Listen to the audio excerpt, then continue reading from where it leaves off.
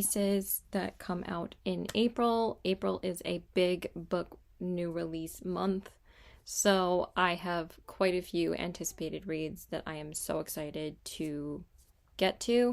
I am actually currently reading a March new release right now, which is Nightweaver by R.M. Gray. I actually just hit page 300, so I've been reading this the past couple of days, and so far I'm absolutely loving this. So I just wanted to update you guys that I am reading a new release. But actually, I think there were 4 new releases that came out yesterday on April 1st that I've already read 2 out of the 4. I have the other 2. I did actually read The Hollow Hunt by Margie Fuston and A Drop of Corruption by Robert Jackson Bennett. Those are actually going to be included in my ARC reads that I'm going to be uploading before this. Of course, I ended up reading all of them before they came out, obviously, because they're ARC copies, but also The Hollow Hunt and A Drop of Corruption both came out yesterday, April 1st. But I haven't posted that video yet. So, of course, I'm not posting until after April 1st, because today's April 2nd. So, we have 2 other new releases we're going to be reading in this video. One of them I've already started, and I've gotten, I think, honestly, probably almost 40% into this, but I did get the audiobook of this yesterday on my Everand because I did have a credit for this month because I haven't used my April credit yet. So, of course, the first one I am talking about is Say You'll Remember Me by Abby Jimenez. This is her latest release, and again, this just came out yesterday, April 1st. I'm actually on page 132, so I got through quite a bit of it yesterday on audiobook. And this one is about Xavier and what is the woman's name?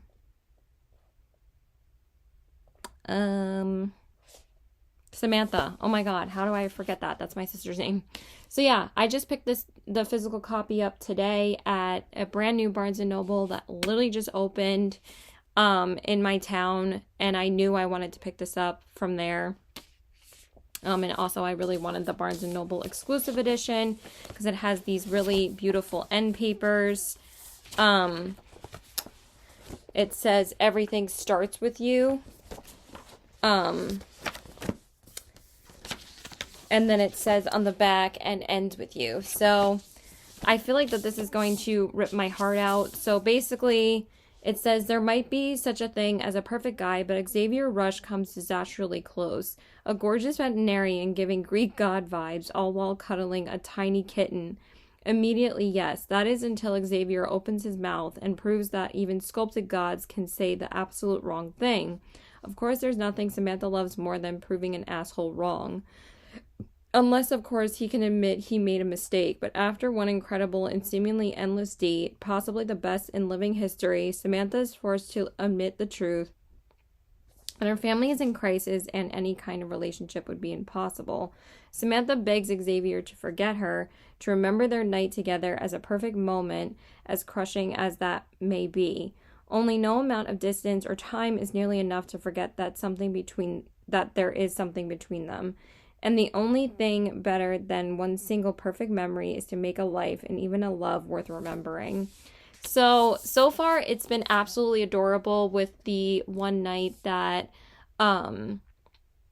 Samantha and Xavier have been spending together, and it's just been really, really cute, like flirting back and forth, but also they're finding out a lot about each other's families and why they are the way they are, because they're very reserved, but also they know how to have fun because they're kind of trauma bonding, but also like she does it in such a way where it doesn't sound like, oh, they're just dumping all their problems on each other. It's more so that they know that there's like a connection between them. But also this is not like the first time that they've met because he's her veterinarian. It's kind of similar to Hello Stranger, where like the main female character takes her dog to this guy, and since she can't recognize him because she has face blindness, and then she ends up dating him. It's kind of similar to that, but so far this has been absolutely adorable. Also, this takes place in Santa Monica. This is literally like the Santa Monica Pier right here, and there's like a whole scene of them riding the Ferris wheel there. And I actually went there 2 years ago for my sister's wedding. Me and my brother went to the Santa Monica Pier the last night that we were there. There's also a movie filming on my street today. Okay, you guys, this is like a pretty exciting day. Nothing ever films here. The last thing that we actually had filmed, it was not filmed anywhere near my street. Well, it was close to my street, but nothing has ever been filmed on my street before, so it's pretty fucking cool. So my brother's been going out like every hour and like checking the street to see like if we can see anything, if they're filming on our street yet, because so far they've just been filming like uphill on like the street that's like off of our street. But the last thing that ever filmed here that was remotely close to us, it was Gossip Girl, and I actually met the entire Gossip Girl cast back when they were filming that, back before all the Blake Lively shit. But anyway, so far, this has been really, really good. It's just been really cute, like, quality time that they've been spending together. I think they kissed once so far, which it's just, like, the way that she keeps the romance going, but it doesn't sound like insta-love, because it's like, oh, they've only been together one night, but also, like, sometimes it's kind of like, it's so funny, like, all the ACOTAR references that she's making in this, because it's kind of like making fun of fated mates, which is obviously the trope that's in ACOTAR, and she keeps on like referring to Rizan. But also Samantha's mother unfortunately suffers from Alzheimer's or dementia. I think it's dementia. And she like unfortunately can't go anywhere, but also she's moving. I don't know if she's moving with her family. I don't know how that's going to connect. I guess it will later, obviously, because Abby Jimenez, like, connects everything, and she's so good at that. But the audiobook has been wonderful. It's dual narration, but actually the male character says all his lines in, like, Samantha's chapter, and vice versa. And I really love that, like, more audiobooks are doing that, because Ali Hazelwood's books actually all have dual narration, and all the characters say their own dialogue. So I really, really like it, and so far it's been really, really good. So basically, like, that's where we left off, and he like just found out that she was moving, so now we need to figure out how they navigate that conflict that they have. I also just read Summer in the City by Alex Astor, which I included in my March wrap-up video, which was also a new release that came out March 25th. I didn't end up filming March new releases because I wasn't really going to be able to read enough before April, and also, like, again, since there's so many April releases, I wanted to tell you guys about the April ones I'm reading. Also, I just picked up this one. I wasn't intending on reading this, and also I didn't actually mention this in my April TBR video, but I'm mentioning it in this one because I always end up forgetting at least one new release every time I film my TBRs. But I'm talking about The Conditions of Will by Jessa Hastings. This one also came out yesterday on April 1st.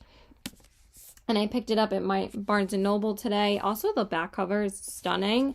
And I really like these kind of book flaps that they have for paperbacks, and I'm so glad that this one did come out in paperback. But I decided to swap my TBR prompts for current fave author with Anxious People by Frederick Bachman. Even though he is technically my current fave author, Jessa Hastings is one of my favorite authors because I binged the entire Magnolia Park series last June.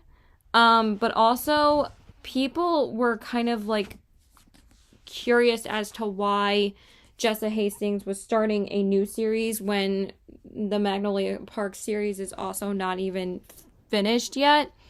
But she said that was like a long way off from being finished, and this was her new release, so everyone was like, where's Daisy Hates? But also, I think that this is not going to let us down because she is a fantastic author, but also, like, I was kind of curious as to see if she can, you know, write something better than Magnolia Parks, because I've heard the only other book that she's written that is not Magnolia Parks is Never, and that is like a Peter Pan retelling, and a lot of people said that they did not like that book.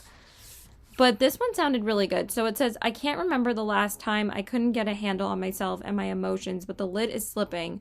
Something about the slipping lid feels like it's Sam Penny's fault, like he broke the seal and he's slowly opening me up. London-based Georgia Carter, professional lie detector and body language savant, has long been estranged from her infuriating, closed-minded, wealthy South Carolina family. After a falling out years ago, the chasm runs deep between the black sheep, Georgia, and her gay alcoholic brother and their parents and elder siblings.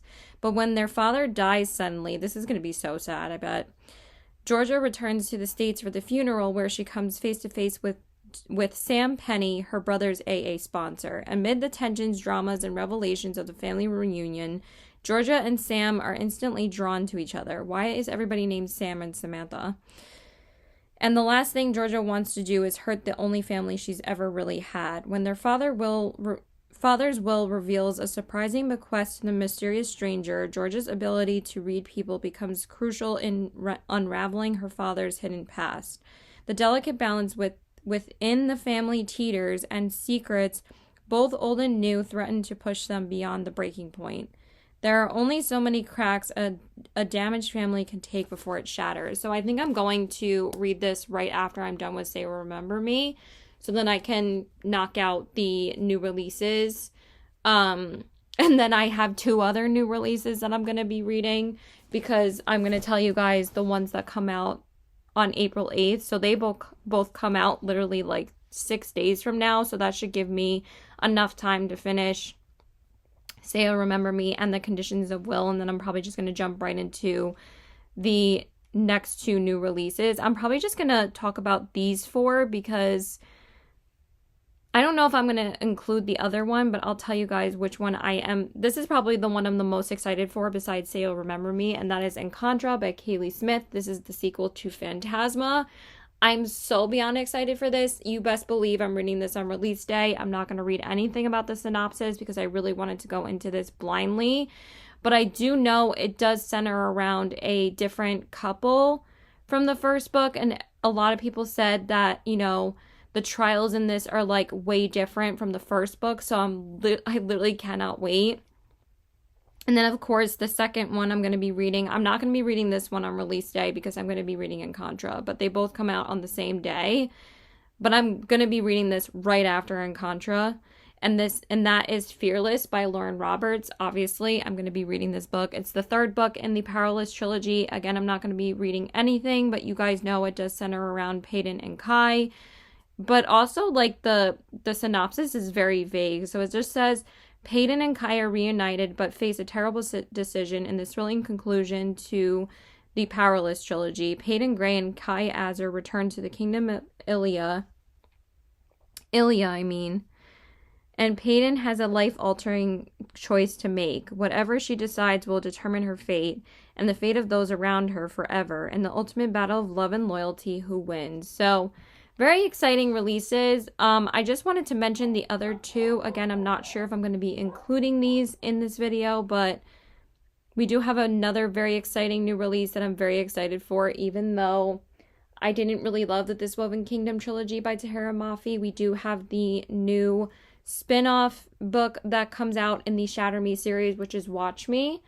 I am very, very excited for this one. This one comes out April 15th. And it does say it's the first book in a new series set 10 years after the fall of the reestablishment. I'm not going to read anything else, but you guys know I did binge the whole Shatter Me series back in February. So I am very excited for that. And then the last one, I don't know again if I'm going to be including this because it's going to be like a really long video if I decide to, and there's going to be 6 books in this video. But the last one is Emily Henry's Great Big Beautiful Life. Again, I'm not going to be reading anything about the synopsis, but this one comes out April 22nd. And this one is about like rivaling journalists that they're trying to write a memoir of like a really famous actress. It's kind of very similar to the concept of 7 Husbands of Evelyn Hugo. And that's my one and only Taylor Jenkins Reid book that I've actually read, and I absolutely loved that book. But I always read every new Emily Henry release, so very exciting read. So I will check back in with you guys when I finish Say You'll Remember Me. I'm not going to ramble on and on and on. And then I will tell you guys when I am starting the Conditions of Will. So yeah, bye for now. Okay, so hey there guys. So I wanted to let you guys know that I did finish the first book in this video, which is Abby Jimenez's Say You'll Remember Me. I actually finished this last night, but I forgot to make an update until now. Well, I was actually going to make an update earlier, but then I wanted to get out of the house by that point. So because I was finishing Night Weaver by R.M. Gray, so I finished that earlier today too. And I really loved both books, but this was a 5-star. This was such an easy 5-star. This was just so beautifully written. There was like really no smut in this, but like just the way that Abby Jimenez writes romance, it's so much deeper than just the romance story, but somehow she always keeps the romance plot the main core of the story, or the center of the story, and there's like so many layers and to the characters and what they go through. But I actually think that this one was a little bit less sad than Just for the Summer. I actually think Just for the Summer was one of her saddest books. I actually didn't cry as much in this one as I normally do with Abby Jimenez's books, but also because I was listening to the audiobook for basically 90% of this book, maybe almost 95% of it, because the audiobook was so good. Of course, I was going to pick up the physical copy because I pick up every single Abby Jimenez book. Are you kidding me? I love her books so much. I have to own every single one. And this cover is just beyond stunning. But actually, so why are my thoughts all over the place right now? Xavier was the one that lived in Minnesota, and Samantha lives in Santa Monica, which is so funny because my sister Samantha lives in Santa Monica as well. And, you know, they're trying to make a long distance relationship work, but since Samantha really can't leave her family because they have to take care of her mom, which is, like I said, unfortunately suffering from dementia, and Xavier runs a vet practice in Minnesota, and they're basically like killing themselves working to try and see each other. And then, you know, there's like a couple life things that happen that get in the way of them not being able to see each other from like months at a time. But then eventually they figure out finally how they're going to be able to make it work. And what I thought is that also Just for the Summer was about a long distance relationship as well. And it was so adorable. And I still love that book. But this one was a little bit less heavy. Yes, someone does die in this, but like you kind of understand why. It's just, I don't know. This book was just so beautifully written. I just absolutely adore her books. There's nothing like an Abby Jimenez book. She's one of my comfort authors. I always know her books are going to be good. Her writing just keeps on getting better and better and better. And this was such a great way to start out the month because I absolutely loved this book. It's going to be hard to beat this book for this month because so far it's already my favorite book I've read. But I've only read that in Night Weaver, and again, that was really good. So then I did start The Conditions of Will by Jessa Hastings. Again, I wasn't even going to be considering reading this month because, like I said, I didn't even mention it in my TBR video. But I'm like, it's Jessa Hastings. I'm kind of really curious about this. And literally from page 1, I'm so hooked, but also just there's no, again, nobody writes like Jessa Hastings. Like the way that she writes her toxic characters it's like insane how much you care about them. This has a very similar writing style to Magnolia Park. So if you are just like me, who is literally on, you know, bated breath waiting for the 6th Magnolia Parks book, but as you guys know, I'm a Magnolia Parks and BJ fan, and I don't understand why Daisy Hates is getting 2 more books and why the Magnolia Parks books are over, but that's just me. But I would have much rather gotten at least 1 more Magnolia Parks book, because why aren't we ending the series with the Magnolia Parks book? Why are we ending it with 2 Daisy Hates books make it make sense. But anyway, this is so good so far. I can tell that this is going to be really hard to, I think I'm going to be very emotionally attached to the main character in this story. So basically, her name is, Georgia, and she has like a very toxic family, and she comes from South Carolina. And if you guys didn't know, there's a lot of like conservative red parts of South Carolina where they are very like anti-gay, anti-LGBTQ, like, and they say some very, very homophobic kind of things in only the first like couple of chapters of this book. So it kind of starts off right away. So check your trigger warnings if that bothers you.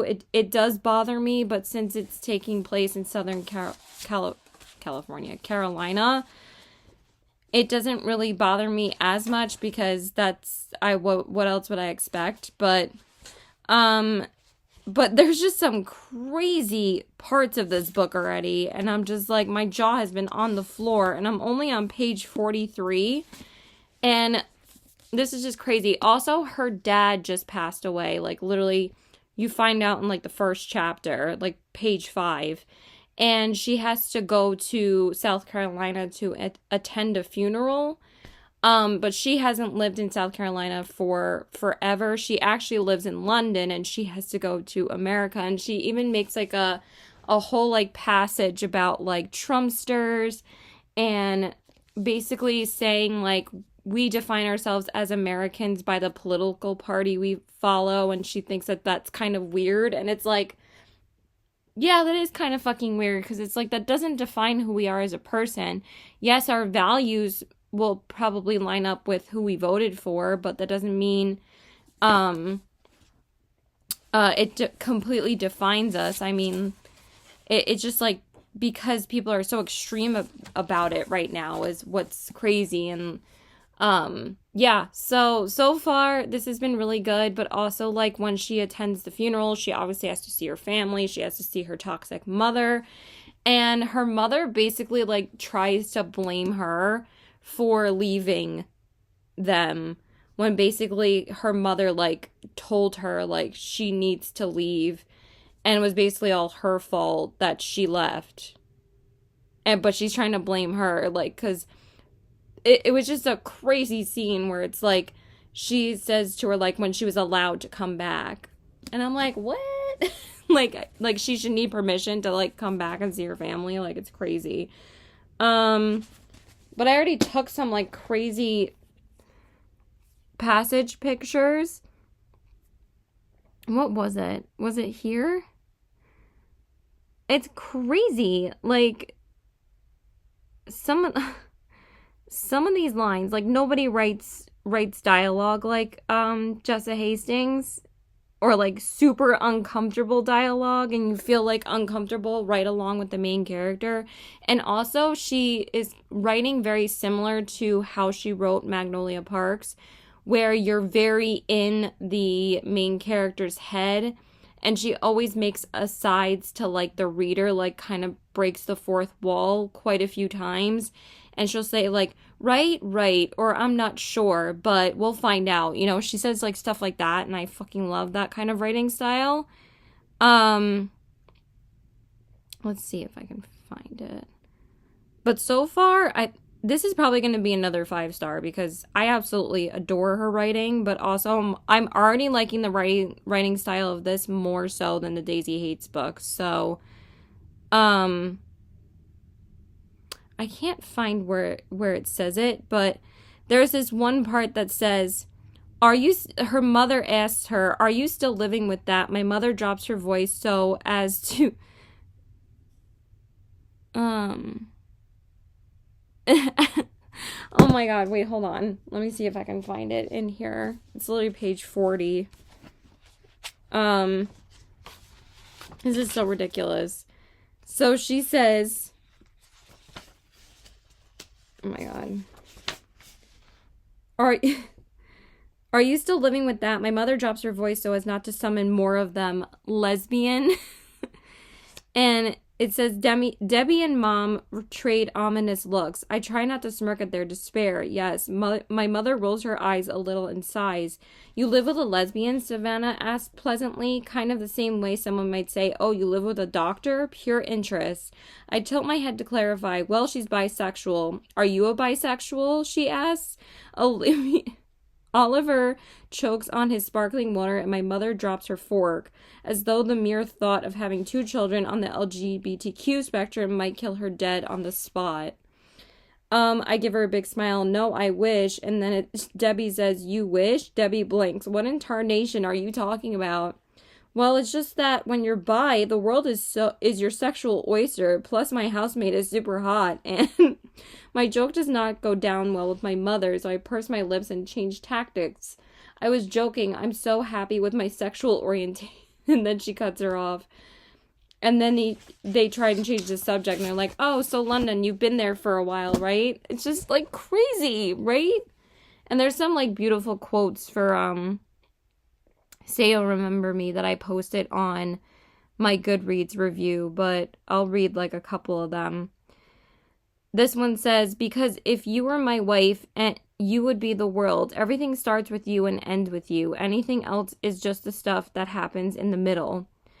I want to stop living one flight to California at a time. I want to wake up every day and be alone in a room with you. I want to witness your life and have you witness mine. I want a parallel line and the fantasy world we talked about to be real. I want us to make memories. And then the last one I put was, maybe that's the last thing we forget, or we never forget it at all. Not really. We lose the words to say it. We lose the ability to show it, but we never lose the ability to feel it or recognize it when we see it. Love is the brightest color in a gray world. So adorable. So yeah, I will update you guys when I get like probably halfway through this. I didn't take any reading clips of me reading Say You'll Remember Me because again, I read it like so quickly. So yeah, I will check in with you guys then. Bye. Okay, so hey there guys. So I wanted to let you guys know that I finished The Conditions of Will by Jessa Hastings. I literally just finished this like maybe 10 minutes ago. This took me like almost 4 days to read, but it is 457 pages. So it is a bit of a chunkier book. I just read the last 80 pages today because I think I got up to page like 370 last night. And then I just had like maybe like 90 pages to read today. So I read like 40 pages before work and then I just finished the last like 47 pages or so after work.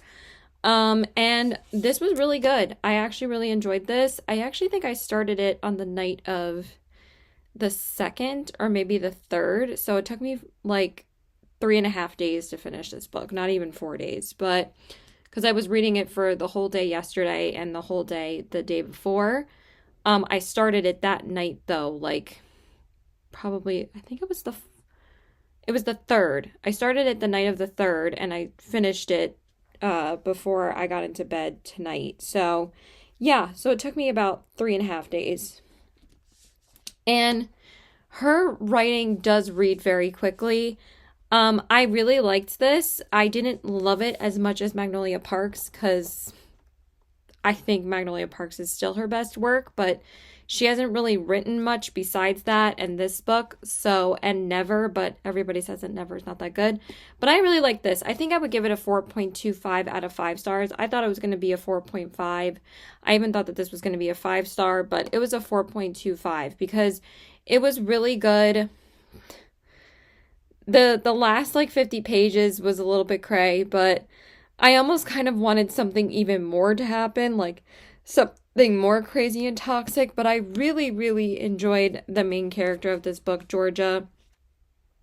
And I'm really glad that she finally got some sort of happy ending at the end of this book because pretty much she's like the family's punching bag, pretty much. And they always like would treat Georgia like she was just a know-it-all and she was a slut because she got raped, you know, a few years ago. Like, they always treated her fucking off, like, really awful.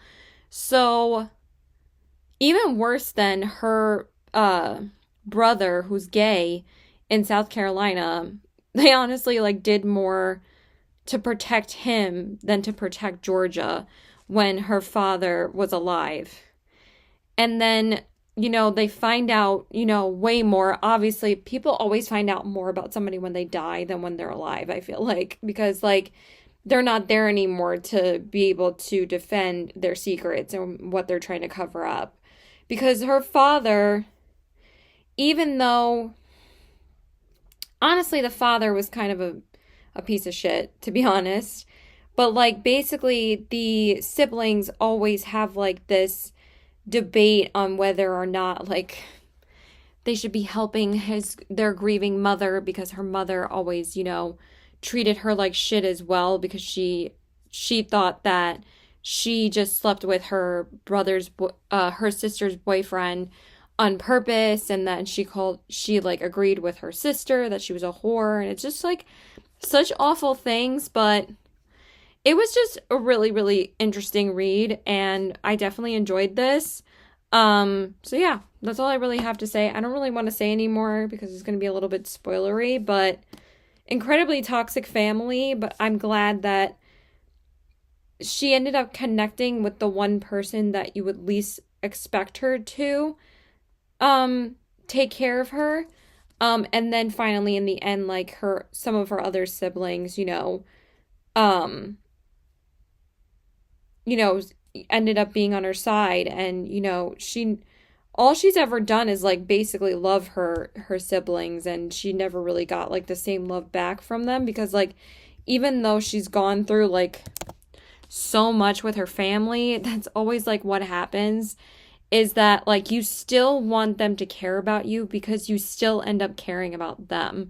And that was, like, the main message of this book. That's kind of how I feel sometimes about my family too. It's like, even though, like, I didn't go through something as traumatic as she did, I always feel like, this is basically about, like, our parents' approval, no matter, like, how much they do to us, because I've always said this, is that shitty parents don't care what their children want, but the children are always going to seek your approval, no matter what, no matter how much you shit on them. It's just, like, we always, like, seek that validation from our parents still. So, even though my mom can be shitty sometimes and my dad can be shitty, I'm still going to help them out with things, because it's like you almost feel obligated, but it's also just because, I want to help them because they're older now, and I know they always can't do everything anymore. So, yeah, that's pretty much what this was about. And Sam, I love Sam. Sam was my favorite character. He was so sweet, and he would defend her honor, like, no matter what, even though I did feel like their relationship was a bit insta-lovey, but also he was an ex-addict as well.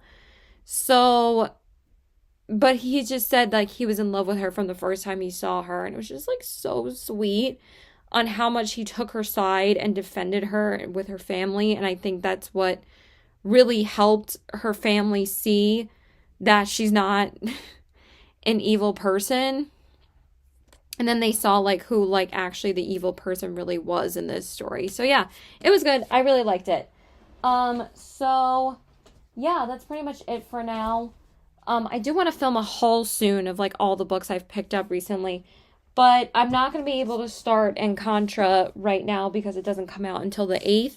So it's probably going to come out, like, at 12 a.m. tomorrow night. But if not, if it doesn't come out till 3 a.m., I'm not going to read it until, that afternoon, which I think is, like, Tuesday afternoon. So right now it's Sunday night. So I'm going to start this book later, which is Our Infinite Fates by Laura Steven. I've just been wanting to read new releases the first week of the month. And also, I haven't read anything on my TBR besides Say Remember Me so far, but it's been kind of fun reading the new releases. And also, like, I've been in the mood to read these new releases the first week of April and the last week of March. It was just more so what I was in the mood for, and these just came out at the perfect time. So I'm really excited to read this. It's really, really short, so hopefully I can finish it by the 8th, but we'll see how much I read tonight, because I am going to watch White Lotus later because it is the season finale, and I'm about to go finish a show up with my mom. It's called The Residence on Netflix. It's so funny. It's like a White House murder mystery.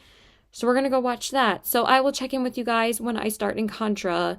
a couple days from now. So bye. So, hey there, guys. So I did tell you guys I was going to check in when two of the biggest romantasy releases came out today.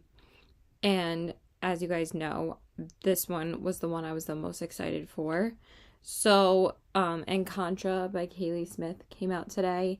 It is on Kindle Unlimited, so I wasn't going to go out and purchase it because I have it right in my hands. It didn't come out until 3 this morning, and I didn't start it last night. I think I just literally read the 2-page prologue, and now I've only read like the first 2 chapters, so I literally like just started it. So this one centers around Ophelia's sister named Genevieve. And if you guys had read the first book, obviously if you're going to go into this one, but also the author does say that you don't have to read them in order. You can read them completely as standalones because they're pretty much they're set up as completely interconnected standalones. So you could read the first one and you don't have to read the second one and vice versa. But I absolutely loved the first one, so I was so excited to go into the second one. I literally, like I said, this was one of my most anticipated reads this year, and I'm so excited, and so far I'm already loving it. I literally just started it. I just read the first 2 chapters this morning, so I'm only on page like 30. And so far, I literally cannot wait to see what happens, because the first book, I was literally on the edge of my seat, jaw on the floor, with everything that happened in the last, like, 50 pages or so, and the trials were so awesome and so fun and so unique that I literally cannot wait to see what kind of trials that are in this book, because I think the only person that I saw review this before it came out was Emmy Rosam, and I absolutely love her videos, and she was saying that Kaylee Smith was still able to make the trials very unique in this one. So I'm really, really excited to continue reading this. So I'm just going to set it back up to chapter 3 because, like I said, I'm literally only on chapter 3 right now.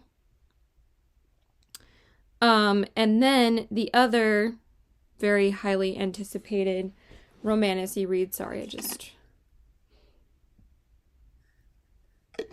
I just woke up like an hour ago, so just need to drink some water.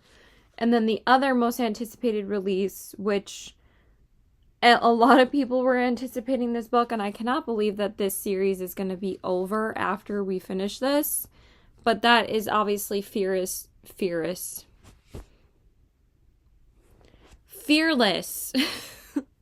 Fearless by Lauren Roberts. And if you guys didn't know, but I think you'd be living under a rock if you didn't know that this is like the biggest YA romantasy series in the past couple of years. This is probably the most popular fantasy series since Fourth Wing. Like, Fourth Wing and Powerless just blew up recently. Fourth Wing is probably bigger. But Reckless came out last year along with Powerful, and those both were 2024 releases. And then she quickly announced after Reckless came out that Fearless was coming out in April of 2025. And I can't believe that day is here already. Like, I feel like I was just reading Reckless, but also I was not really the biggest fan of Reckless. I think it was the weakest book in the series so far. I really loved the first book. The Powerful novella was really, really good as well. It did get me in the end. I did cry. But Reckless was definitely a lot of filler for me. A lot of people seem to have very polarizing opinions about which one is better. I think the first one is way better. But I am excited to see what the conclusion is of this series. And again, I cannot believe this series is going to be over already. I would like to know what Lauren Roberts has in store for us after this trilogy is over.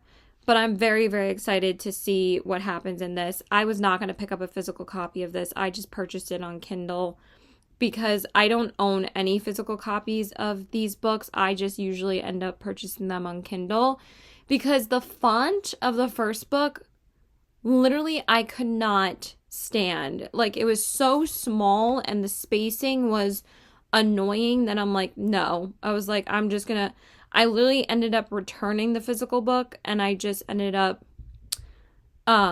getting, and I can't believe there's already like highlights on this one.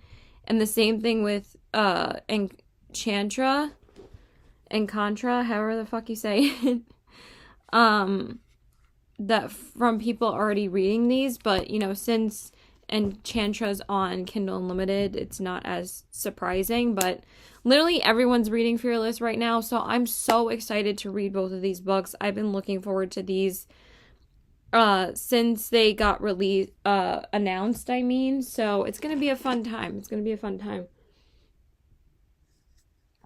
So I will check in with you guys when I make more progress in Enchantra, and then obviously I'm probably gonna not check in until like the 50% mark, and then I'll just tell you guys what I thought at the end, and then I will let you guys know when I read Fearless or start it, because I really want to start it right after I finish Enchantra. Okay, so hey there guys, so I wanted to give you guys an update on where I'm at in Enchantra.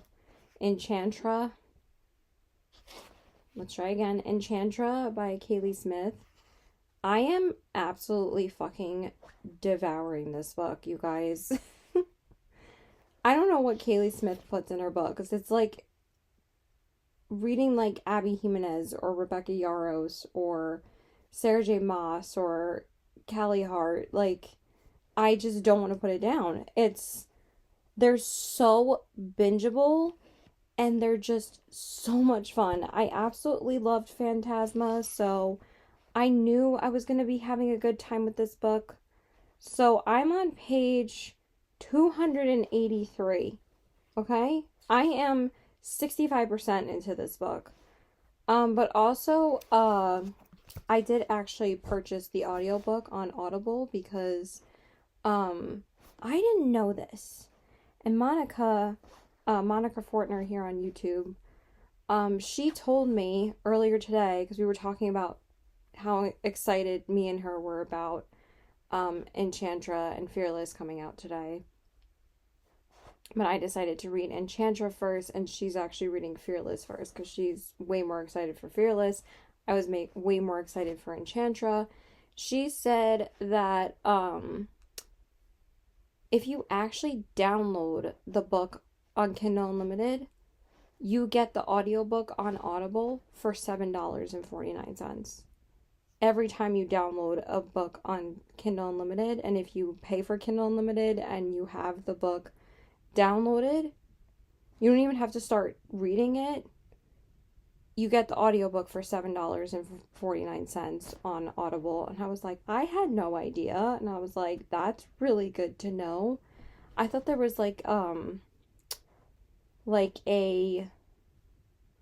oh, now I understand why. I thought there was like a sale going on for Audible, but also I checked how much Fearless by Lauren Roberts was going to be, and I think it's giving me the price for if I wanted to add the audiobook on Amazon, because I already purchased the ebook for Kindle to read it on my Kindle. But also, it's offering the audiobook for me for $10.14, and it said the same price on Audible when I went to go check the price later. And I'm like, oh, duh, it's going to give me the same price that it did because I purchased the audiobook already. I already feel like my hair is too long again. And I literally just got a haircut like 2 weeks ago, and I already feel like it's like long as fuck already. It grows back so quickly, I swear to God. I mean, it's shorter than it was last time. But anyway, I'm absolutely fucking devouring this book. I'm just going on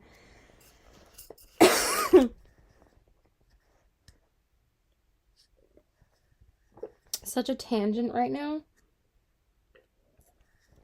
But basically, the author was so right about this being like kind of a rom-com, but like a dark romantic-y rom-com kind of vibes. So the two main characters are Genevieve and Rowan, and yes, it is giving similar vibes to Caraval, the second book, which is legendary, because the Wicked Games series is what it's called. The first book is Phantasma, and the second book is Enchantra. the first book was based on Ophelia and Blackwell, which still I am completely obsessed with Blackwell. He was one of my favorite Shadow Daddies last year. With this one, it's about Rowan and Genevieve. I'm not really as obsessed with Rowan as I was with Blackwell, but as the book is going on, I'm liking him more and more, but he does not top Blackwell for me still, but he still has some really, really good lines. But also, I kind of want to find out even more about Rowan's past. But at the same time, we didn't really find out everything about Blackwell's past until like the last 50 pages. But also, I feel like this book doesn't really have as many reveals or like twists and turns as the first book did, and I also feel like it's not as atmospheric as the first book was, but I'm still having a great time. It's still so fast paced. These books are incredibly bingeable and you just don't want to put them down. She just makes her books so fast paced and so easy to read.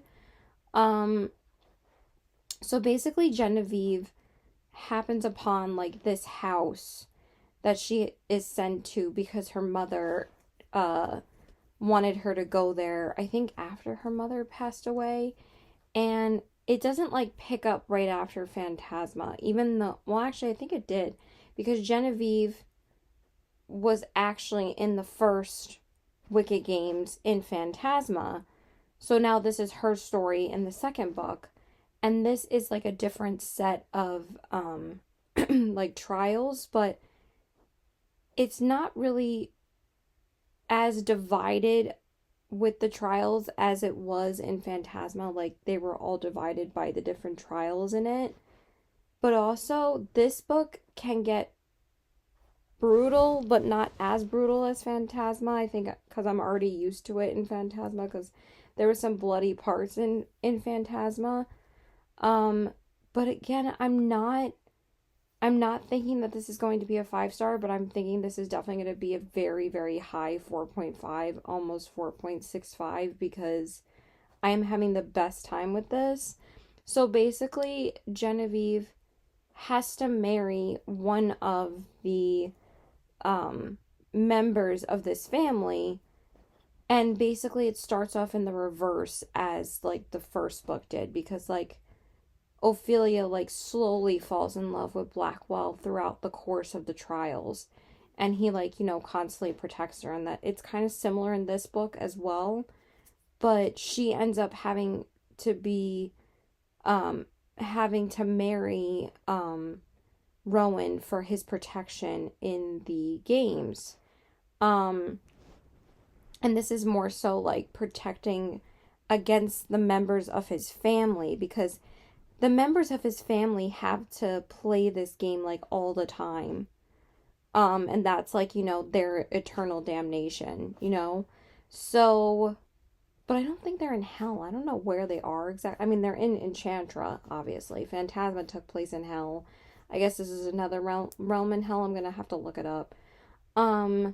So basically it's just like, you know, whether or not they're gonna survive, if Genevieve is going to survive this course of trials. But obviously it starts developing a romance between her and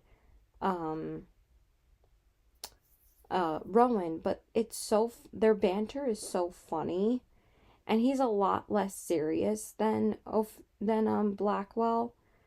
But also, like, the way Blackwell talked in the first book, just, I was absolutely fucking obsessed with him.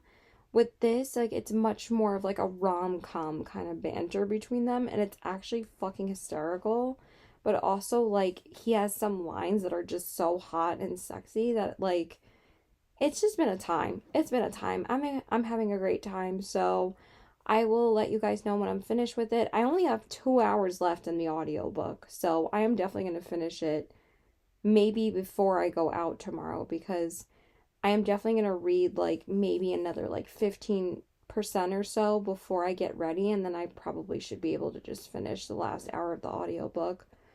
So yeah, that's pretty much it. I'm gonna go, bye. Okay, so hey there guys. So I wanted to let you guys know that I did finish Enchantra by Kaylee Smith. I already finished it. I binged the shit out of it today.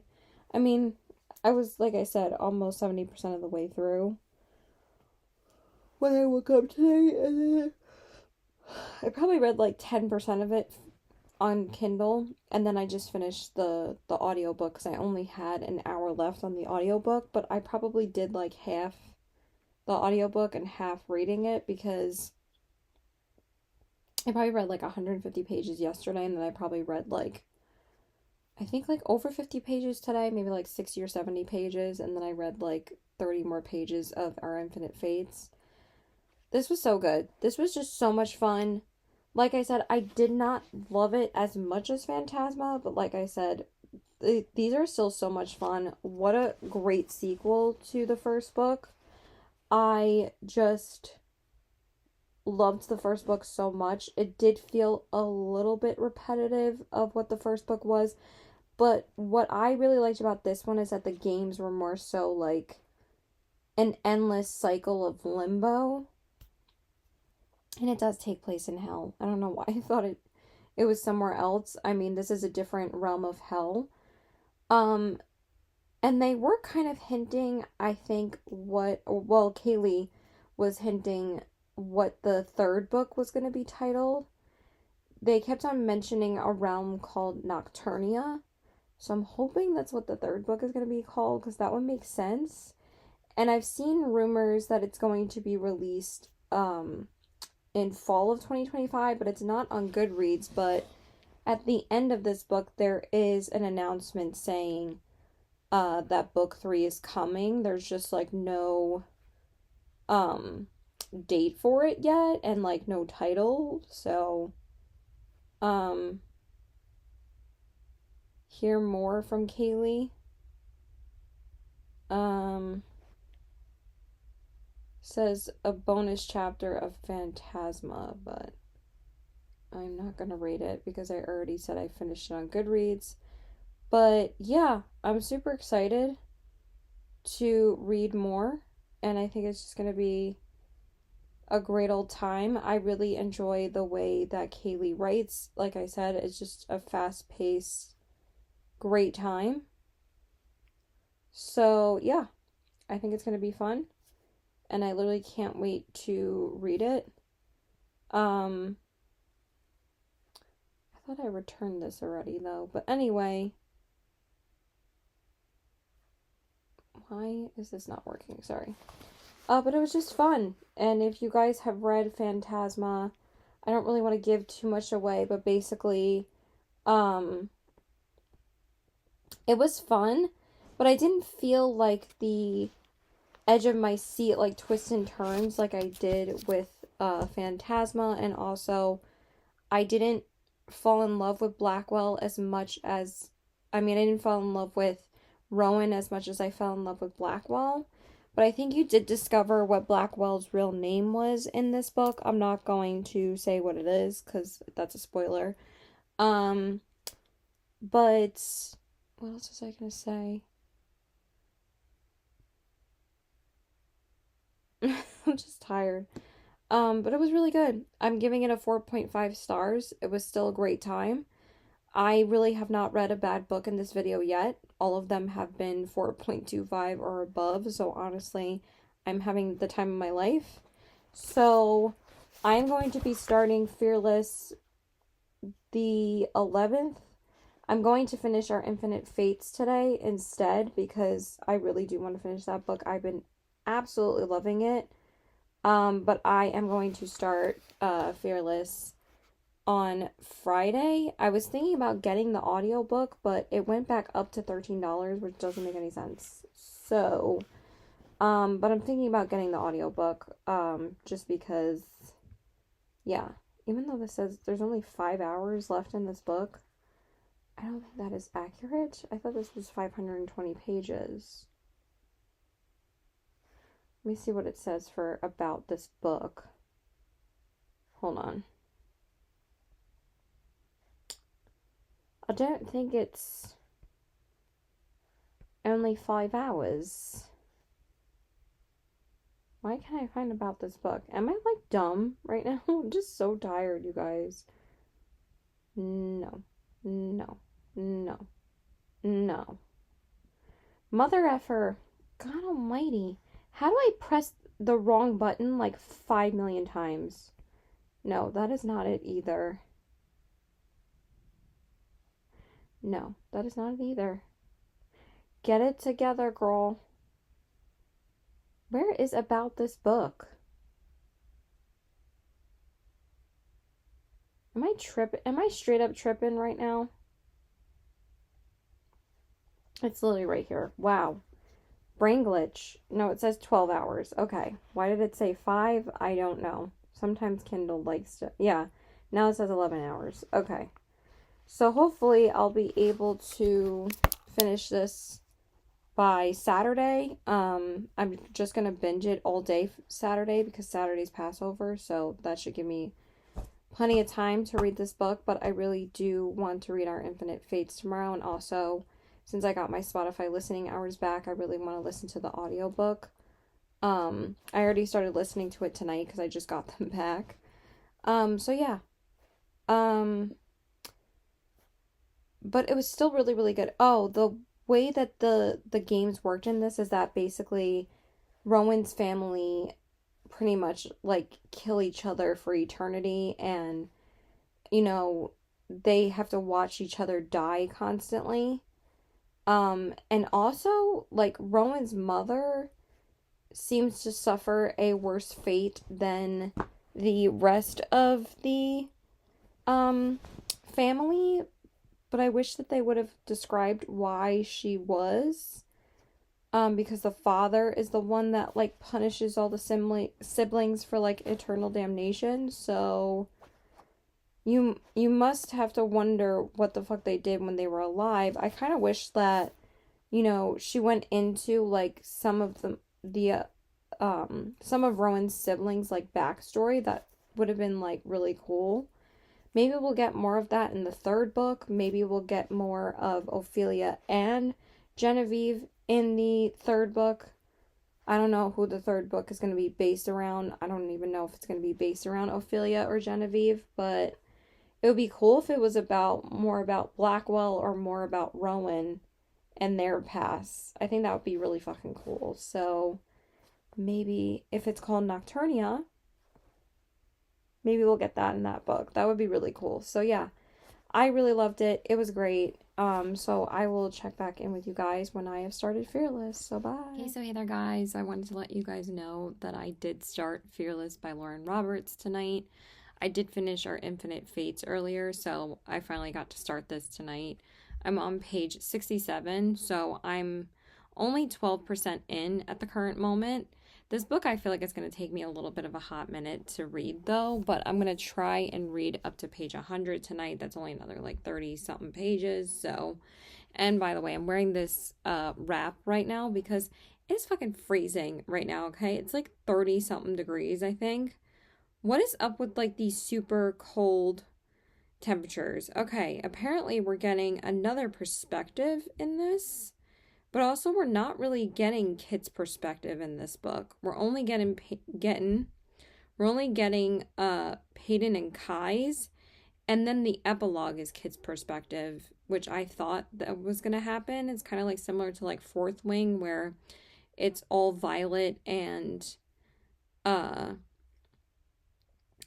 it's mostly from Violet's perspective, and then usually it's not Xaden's perspective until the end. But anyway, I'm on chapter 8, and so far I am really enjoying this one over the second book, Reckless. So if you guys know, Powerless is like the biggest YA romantasy series besides Fourth Wing. Like Fourth Wing is new adult, but Powerless is probably the most popular YA romantasy series out there for the past like 2 years.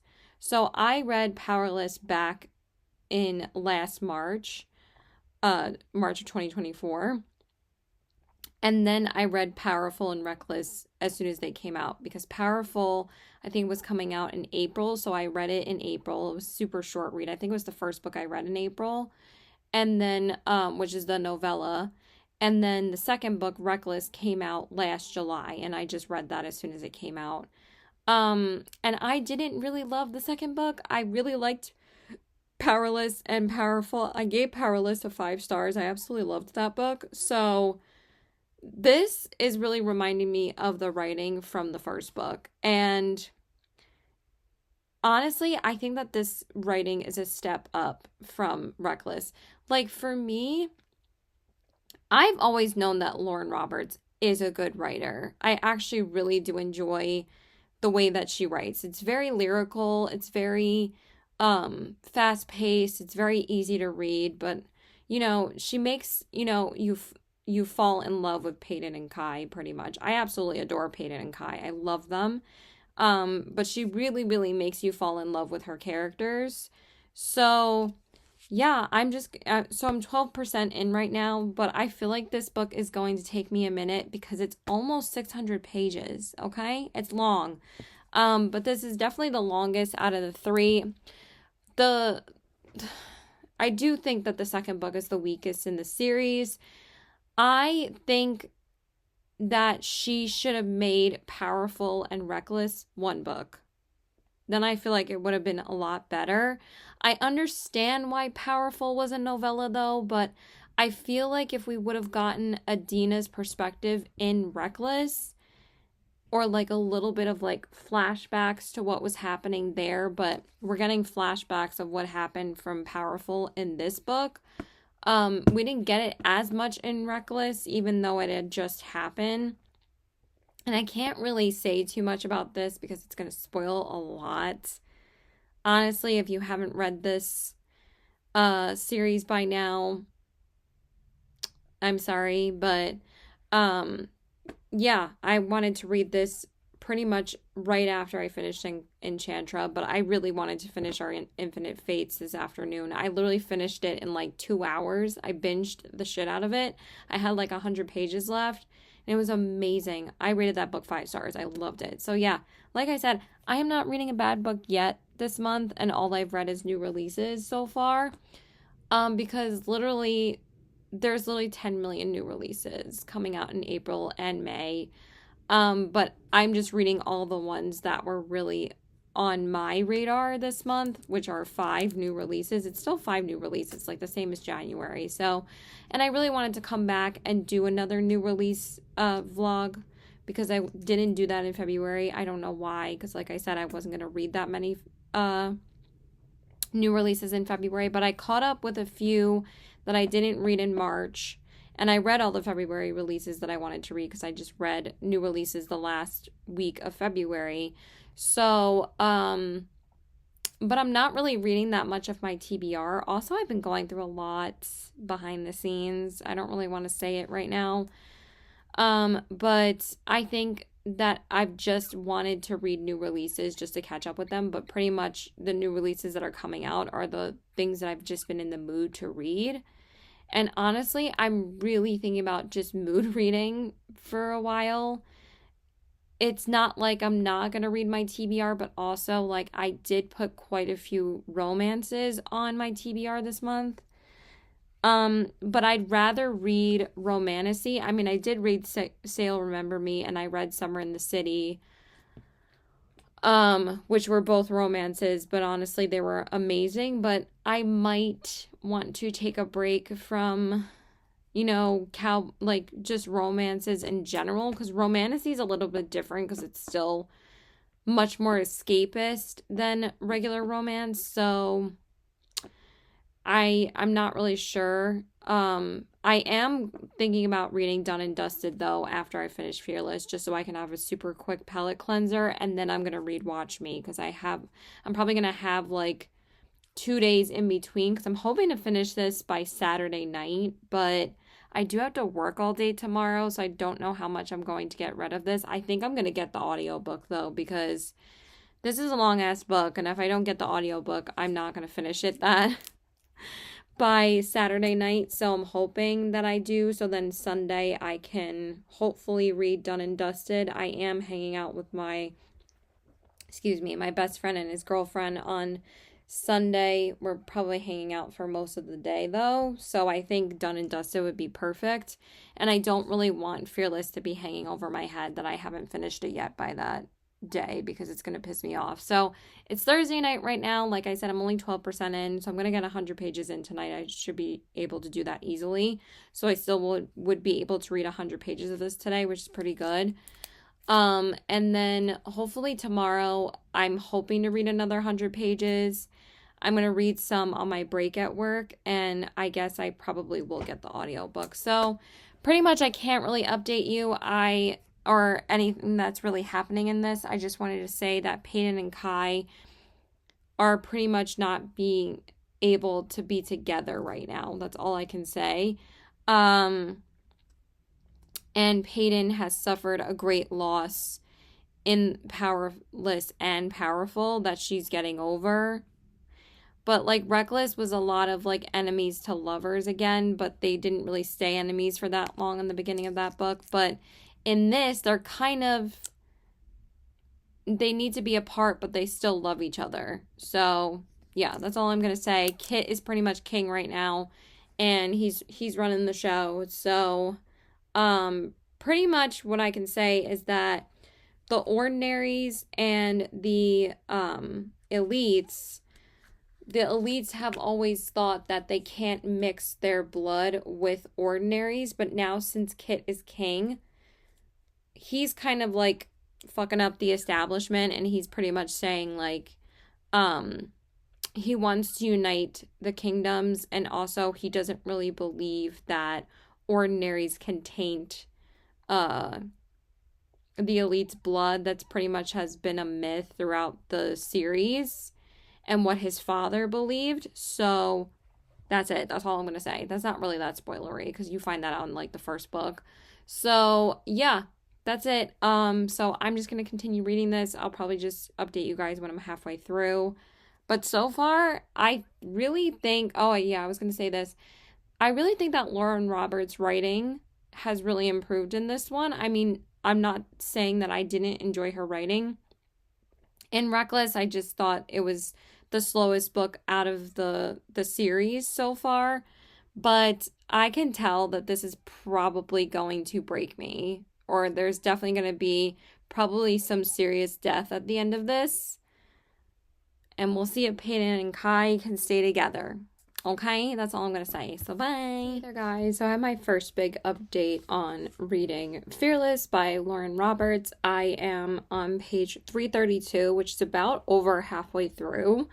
I can't believe I'm already halfway through. I'm on 56% because I've been listening to the audiobook a lot too, but I think I've read probably at least 150 pages of this on my Kindle, and then I've just listened to the rest of it, so it's probably going to be like a half and half type of situation again. But also, I'm really hoping to finish this by tomorrow night because it says I only have less than 6 hours left. Sorry, I'm just so ridiculously thirsty after work. If I could speak English, but basically I'm on chapter 39 and there's so much happening in this, and also since it was included in Spotify Premium, I didn't have to pay for the audiobook. And honestly, the voices for these are, for Peyton and Kai, so good. Such good voices. Like literally sound exactly like you think that these characters would sound. Like they have the most perfectly, like, sounding voices for their age. Like, they don't sound too old, and they don't sound too young either. It's just, like, perfect.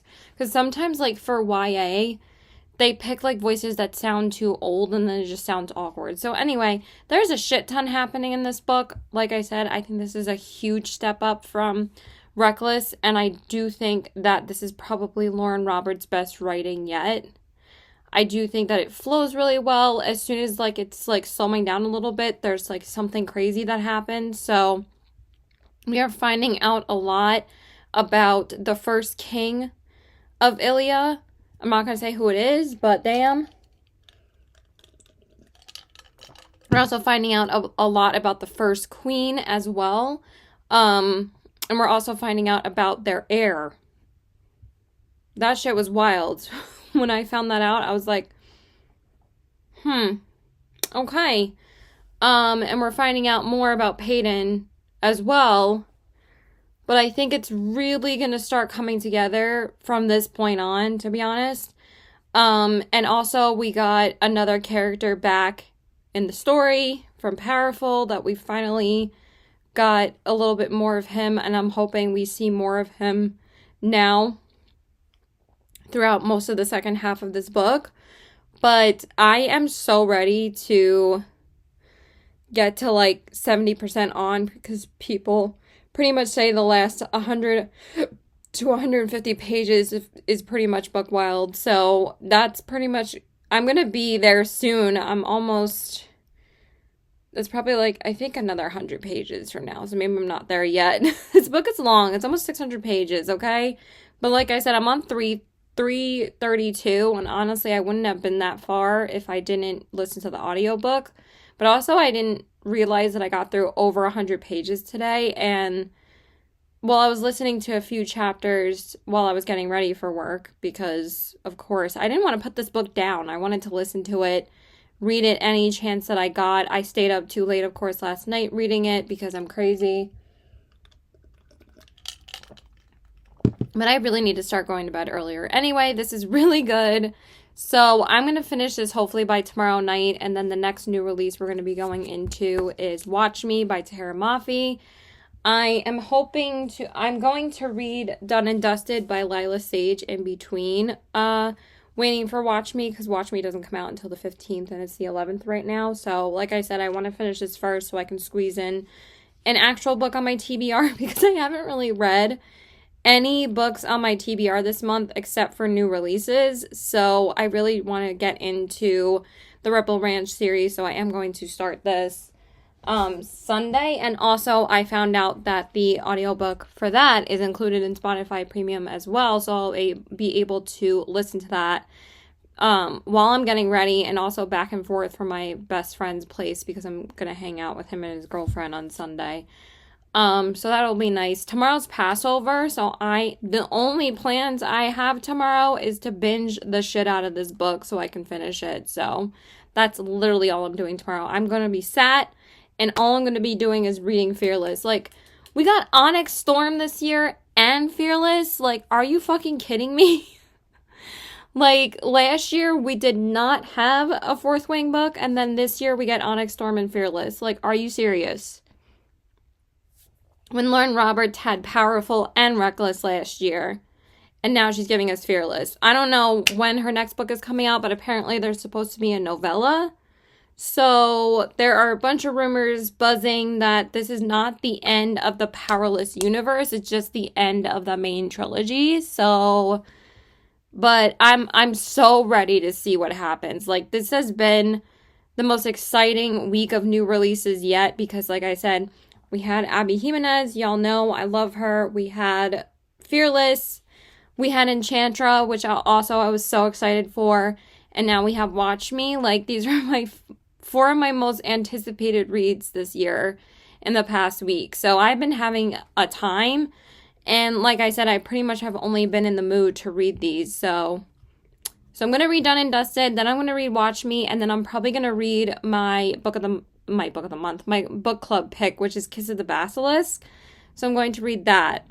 I think her name's Lauren something. I can't remember the author's name, but it's like a pretty big dark romance book right now. But like I said, I really wanted to read some more dark romance this year. So I'm finally getting into some more besides Enchantra. So really excited for that.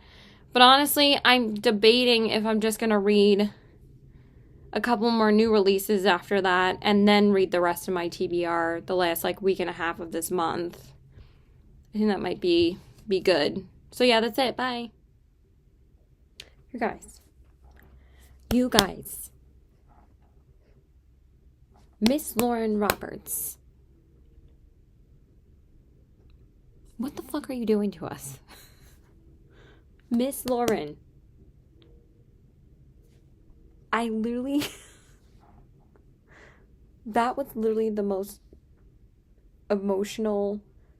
biggest emotional roller coaster I've ever been on in a book in a while. That was like Onyx Storm all over again. And as I'm wearing my Fourth Wing sweatshirt, but Excuse me, what? I'm trying to keep my voice down because my mom is... God, Lord Jesus Christ.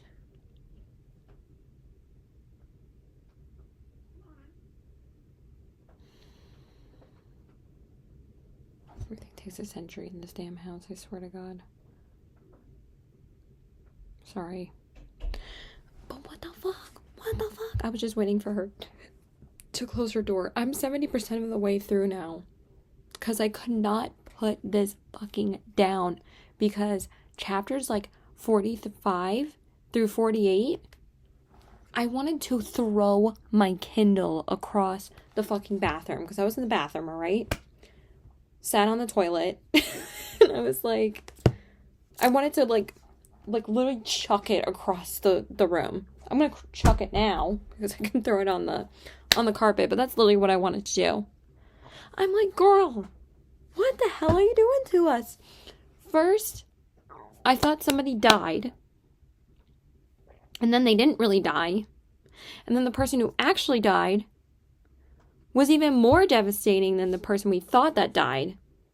Or equally as devastating and incredibly sad. Like, the fact that this character had this end is incredibly, truly tragic. Like, but I'm thinking because he couldn't live with somebody, then that's why maybe that happened, because Kit knew all of this. But that was just so fucked up. And I'm like, Lauren, why? Like, why? That might have been even more painful. It was like, you know, the character that we thought died just ripped my fucking heart out. And I was crying, sobbing through the entire chapter. And I literally could not stop reading. And I was like, I feel sick. This is like horrible. I want to throw up, like die. But like, and then the next chapter... She makes it like it was all a dream. And then it's like, no, it wasn't a dream. And I'm like, wait, what? I'm like, Laura, why are you playing with our emotions so much? And then when we found out who it actually was, I was like, I wanted to die. I'm like, how could you do this? It was seriously so fucking sad. Like, me just thinking about it makes me want to throw up. Like, it's just incredibly tragic. I don't know. I'm going to listen to a little bit more of the audiobook, but everybody says from this point on it gets even crazier. So I don't know if I need to stop, though, because I feel like I'm going to be up all night trying to finish this book then. And I really need to go to sleep earlier because my ass has been falling asleep like a narcoleptic person.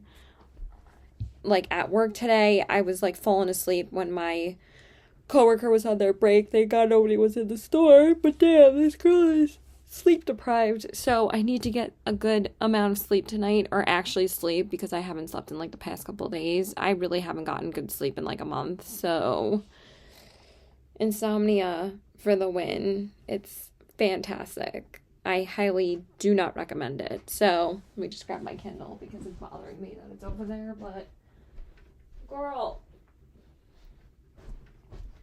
you got us going through the gigs with these last few chapters. I'm like, this was my face. This was me. I was literally Buttercup after I was like, wait, I want to throw my Kindle and die and never touch this book again. And then I was like, wait, but that's even worse. Oh my God, that was so horrible to read. And actually, I listened to the chapter because I read like maybe like almost 60 pages of this because I couldn't put it down. And then I listened to a couple chapters, I think like 20 pages. And then I'm like, wait.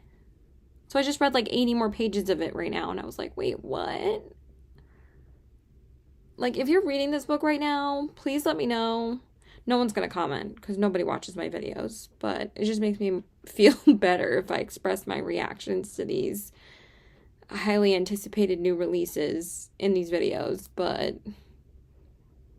girl, what are you doing to me? I was so broken. And then I was like, wait, then I was okay, and then I was like, wait, I'm broken again, and then I was like, wait, now they have to resolve everything that just happened, and now I know a whole fucking shitstorm is going to happen.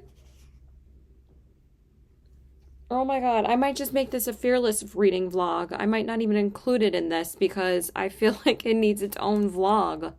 Because I did that with Onyx Storm because my new release vlog was too long. Back in January, I just made it its own separate reading vlog. But yeah, I'm just going to shut up. I will check in when I'm done, hopefully. But I already know I'm going to want to die. So I'll either check in right before I'm done, or my jaw will be on the fucking floor and I'll have to talk about it because holy shit balls. So bye. Okay, y'all. So I finished Fearless by Lauren Roberts. I finished it literally this afternoon. I had to take an hour or two before I updated you guys that I finished it because I finished it around like, I think a little bit before 3 o'clock, and then I didn't even get dressed until then because I went to Target. But I wanted to make sure I finished this before I left the house. And did I finish this or did it finish me? This was so close to being a 5-star. But then, like I said, that last update that I told you guys that I had read, that kind of bumped it down a little bit. Because she killed off a character that was really, really, really sad that they ended up getting killed off. So, yeah. And then the last, like, I think I only had like 30 or like 25% after that because I think I was up to like 77% last night. So I think I only had like 23% left today. I really wanted to finish it last night, but I had like 3 hours left in the book. I was like, I'm not going to stay up that long to finish it. I was like, I have to go to sleep at a somewhat, it was not a reasonable hour because it was still 3:15 in the morning. But, what a roller coaster of emotions. Like I said, I ended up crying again because somebody else ended up dying. And then I feel like there was a lot of info dumping at the end. But I like the way that it was done. But then it was like getting to be a little bit too much. But also we don't have an answer to quite a few questions. And she did say that even though this is the last book in the trilogy, not all of our questions are going to be answered. So, but I do think this was a really, really great conclusion to the trilogy. Like I said, I definitely liked this book a lot more than Reckless. I think the first one is still my favorite, though. I was actually in the middle of re-listening to it, or like listening to it for the first time, because I got it with my Everand unlock, I think back in January or February, because I knew I wanted to re-listen to it again, just to refresh my memory. But also, I think since now I've finished this one already, this only took me 2 days to finish. I blasted through 589 pages. I mean, granted, I did listen to a lot of it yesterday and the night before. Like I said, the first night that I started reading this, I got up to page 200 already. And then yesterday, I got up to like 430 or 440, something like that. And then I finished the last 100 and something pages today. And I read all of that on my Kindle. But this book was just so easy to binge. I was racing through this book. But also I felt like I wanted to throw up. Then I felt like I wanted to throw the book. And then I felt like I wanted to die. So, but overall, I think I said I'm giving this a 4.5 out of 5 stars. I don't think I need to round it up anymore. But like I said, this was on its way to being a 5-star by the halfway mark. And then I think it was around like 60% where I got really, really mad and upset about what happened, that I was like, she's just playing with our emotions a little bit too much. But I really do love the way Kai and Peyton's love story wrapped up in the end. I thought it was beautiful. I think that their romance is absolutely beautifully written. and it's so lyrical, and I was highlighting so many quotes in this book because I really did prefer this book over Reckless. But the first book is a 5-star for me. I'm thinking after I listen to it, I don't know if it's going to bump down to a 4-star, but I'm thinking that the first one is still going to end up being my favorite because this one was really good, but also I felt like it was a little bit all over the place at certain parts, but I was like, I'm even confused. I'm like, are the characters confused? Because I'm confused too, but at the end, really, really worth it, and I think that this was a very huge roller coaster throughout this entire trilogy. So I'm glad that I finished the trilogy. So yeah. Okay, so hey there guys. Sorry. Fixing my hair. Decides to be a mess. So I'm really tired. Really tired. I finally got into bed. But so we already started Watch Me by Tahira Mafi. I decided to purchase it on Kindle. I really did want to get the hardcover, but honestly, I don't really have any room to put it anywhere. Unless I decided to put it up there. But I decided to purchase 2 other books at Barnes. And then I wanted to get it at Barnes originally, but it was like, I think it was like almost $25. I don't know why I remember it was like almost $25. I don't know why it was so expensive to get it at the store. But then I probably misread it, but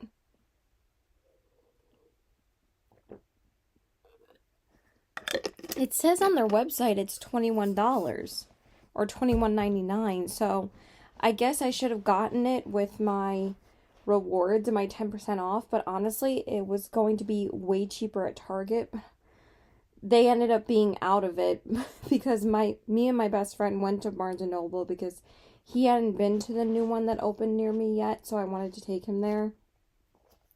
So we went there, and they had like a gajillion copies of Watch Me, but I knew it was going to be more expensive there, so we ended up going to Target, but I bought Wild and Wrangled at Barnes & Noble because it ended up only being $14 with my 10% off and my rewards. So honestly, that's probably what I would have paid at Target anyway, but still, at least it was pretty much the same amount.